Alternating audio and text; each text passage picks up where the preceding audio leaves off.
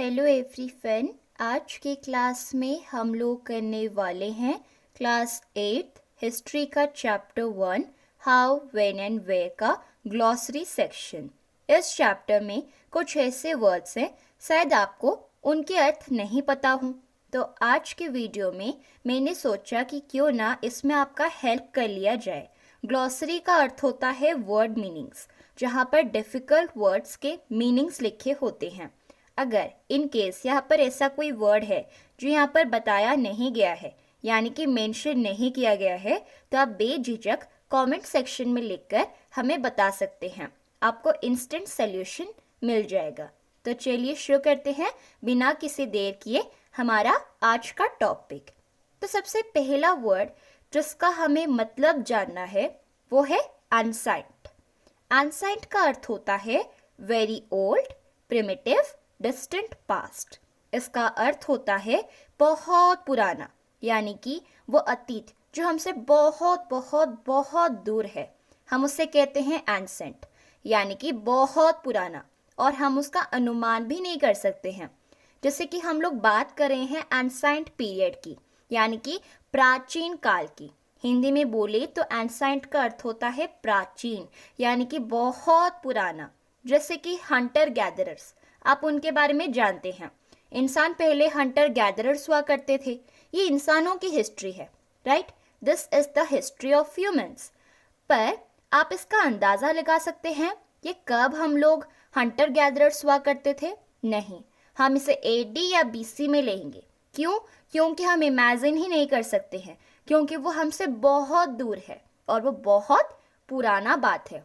इसीलिए उसे ancient period में लिया जाता है, यानी कि डिस्टेंट पास्ट या फिर बहुत पुराना या प्रिमिटिव। दूसरा वर्ड है मीडिएवल।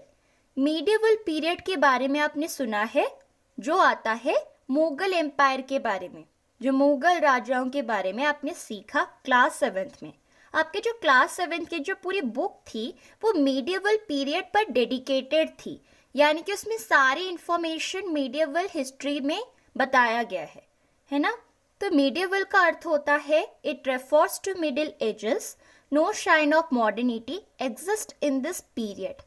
मीडिएवल ना मध्य युगों को समझाता है, मतलब ना ही वो ज़्यादा पुराना है, पुरानी बात है, ना ही वो ज़्यादा नया है, ना ही उसमें कोई मॉडर्निटी झलकती है, मतलब ना ही उसमें कोई मॉडर्न टाइप का कोई स्टाइल आया था, बल्कि वो इतना पुराना भी नहीं है, वो इतना नया भी नहीं है, मिडिल एज में आता है, तो हम उसे कहते हैं मीडिएवल।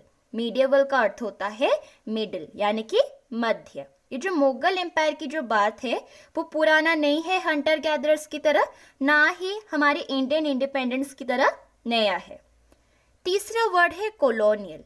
कॉलोनियल का अर्थ होता है when one country subjugates the local rulers of another country and establishes control over politics, society and economy।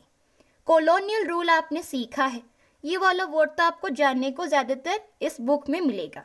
तो कॉलोनियल का अर्थ होता है जब कोई एक देश वहाँ के देश के वहाँ के जो रूलर्स हैं, वहाँ के जो शासक हैं, वहाँ के राजाओं का पावर छीन ले, अपना कंट्रोल जमा ले हर एक चीज़ पर, पॉलिटिक्स पर अपना कंट्रोल बना ले, सोसाइटी पर और अर्थनीति पर अपना कंट्रोल जमा ले, और वहाँ के राजाओं से पावर छीनकर उन्हें वीक बना ले, तो हम उसे कहते हैं कि वो कॉलोनियल है।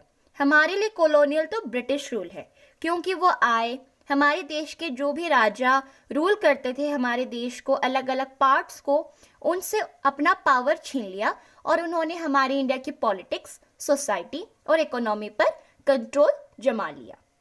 फोर्थ है सब्जुगेशन। सब्जुगेशन क्या होता है? To bring someone under domination और गेन कंट्रोल ओवर समवन और समथिंग लाइक अ पर्सन और अ कंट्री। सब्जुगेशन का अर्थ होता है अपना हक जमाना, अपना धौंस जमाना, किसी भी आदमी को अपने वश में करना, या किसी भी चीज़ में हम कंट्रोल ला सकते हैं, मतलब अपने कंट्रोल से अपने उंगलियों से नचाना, कठपुतली की तरह नचाना। ब्रिटिश ने हमारे देश को, हमारे देश के आदमियों को कठपुतली की तरह नचाया, राइट। कुछ लोगों ने इसके ऊपर आवाज़ भी उठाई। तो सब्जुगेशन का अर्थ होता है मतलब किसी को किसी पर अपना धौंस जमाना, अपना हक जमाना, अपनी तरीके से, अपने तौर तरीके से उसे जीने देना, हम उसे कहते हैं एज सब्जुगेशन। आई होप आपको समझ में आ गया कि सब्जुगेशन क्या होता है, टू गेन कंट्रोल और टू डोमिनेट। कैलीग्राफी क्या होता है? It is an art of beautiful writing, यानी कि सुंदर हस्ताक्षर, यानी कि सुंदर हैंडराइटिंग की कला को हम उसे कैलीग्राफी कहते हैं। अगर आपका हैंडराइटिंग सुंदर है तो हम उसे कहेंगे कि वो कैलीग्राफी है। आर्काइव्स क्या होते हैं? It is a place where all records are preserved और a record room for storing all government documents. So archive एक जगह होती है जहाँ पर सारे रिकॉर्ड्स को प्रिजर्व करके रखते हैं, सारे रिकॉर्ड्स को बचा कर सेफ्टी तरीके से रखते हैं। एक रिकॉर्ड रूम की तरह होता है जहाँ पर सरकार के जितने भी डॉक्यूमेंट होते हैं उन्हें केयरफुली स्टोर करके रखा जाता है। सर्वे क्या होता है? To examine a particular place और area, its features and area of land, inhabitants, population for the preparation of maps, plan, description and so on। तो सर्वे क्या होता है? वहाँ पर मतलब एक पर्टिकुलर जगह या किसी एरिया को अच्छी तरह से समझने के लिए सर्वे का उपयोग होता है। मतलब अगर आप किसी एरिया के बारे में जानना चाहते हो, आप उसके ऊपर डिटेल्स निकालना चाहते हो, तो सर्वे हमें करना पड़ता है। सर्वे हमें मदद करता है किसी भी जगह को या उसके एरिया को अच्छी तरह से एग्जामिन करने के लिए, और वहाँ पे कौन कौन सी तरह की लैंड हमें मिलती है, यहाँ की लैंड क्वालिटी कैसी है, यहाँ पर पॉपुलेशन कैसे हैं, यहाँ पर कैसे लोग घर बनाकर रहते हैं। तो ये सारे फीचर्स को जानने के लिए सर्वे कंडक्ट किए जाते हैं। तो हमारे इंडिया को जानने के लिए ब्रिटिश ने सर्वे कंडक्ट किया था, अपने ऑफिशियल्स को अलग अलग जगहों पर भेजा था।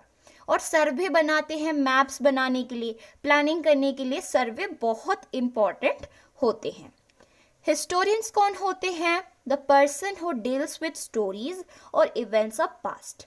हिस्टोरियंस होते हैं इतिहासकार, यानी कि जो व्यक्ति जो कहानियों से डील करता है, ठीक है, पास्ट की कहानियों के साथ डील करता है, उस व्यक्ति को हम लोग कहते हैं हिस्टोरियंस, यानी कि हिंदी में कहें तो वो होगा इतिहासकार, जो इतिहास की खोज करते हैं।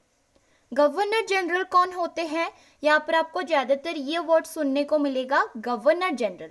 ब्रिटिश कंपनी ऑफिशियल्स को हम लोग कहते हैं गवर्नर जनरल, यानी कि ब्रिटिश कंपनी के जो लोग काम कर रहे थे वहाँ के लोगों को हम लोग कहते हैं गवर्नर जनरल। अगर आपको क्वेश्चन आता है कि हमारे देश के पहले गवर्नर जनरल कौन है, तो वो है लॉर्ड वेरिन हेस्टिंग्स। लॉर्ड का अर्थ होता है भगवान होता है, पर उनके नाम के पास ना आपको लॉर्ड सुनने को मिलेगा, लॉर्ड कैनिंग, ठीक है, लॉर्ड वेरिन हेस्टिंग्स, लॉर्ड माउंटबेटन, इस तरह से लॉर्ड लॉर्ड लगाया जाता है। बहुत कॉम्प्लिकेटेड नाम होता है पर आपको याद रखना पड़ेगा। उसके बाद है पीरियोडाइज या फिर पीरियोडाइजेशन। यह क्या होता है?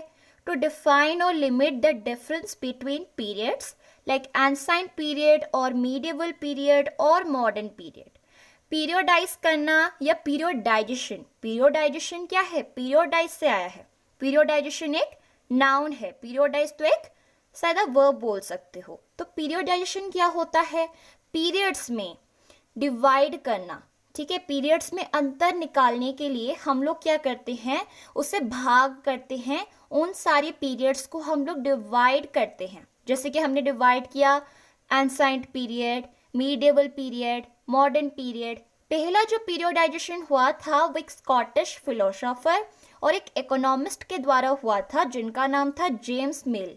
उन्होंने किताब लिखा था the history of British India, जहाँ पर उन्होंने 3 पीरियड्स में पीरियोडाइज किया था, और वो है हिंदू पीरियड, मुस्लिम पीरियड और ब्रिटिश पीरियड। पर हालांकि इस डिवीजन को, इस पीरियोडाइजेशन को एक्सेप्ट नहीं किया गया। सो बाद में जो पीरियोडाइजेशन हुआ वो है एंसाइंट पीरियड, मीडिएवल पीरियड और मॉडर्न पीरियड। तो पीरियोडाइजेशन का अर्थ होता है पीरियड्स में भाग करना, पीरियड्स में डिवाइड करना। क्रोनोलॉजी क्या होता है? The order in which historical events occur. Chronology का अर्थ होता है जिस तरीके से हिस्ट्री के सारी घटनाएं होती हैं, उस ऑर्डर को, उस पैटर्न को हम लोग क्रोनोलॉजी कहते हैं। तो उस चैप्टर के कुछ ऐसे स्पेसिफिक डिफ़िकल्ट वर्ड्स हैं, शायद आप में से बहुत सारे लोगों को पता नहीं हो। अगर आपको पता चल गया बहुत अच्छी बात है, यानी कि आपके सारे डाउट्स हो गए क्लियर। अगर कोई भी डाउट है तो आप हमें कमेंट सेक्शन में लिखकर बता सकते हैं। Thank you.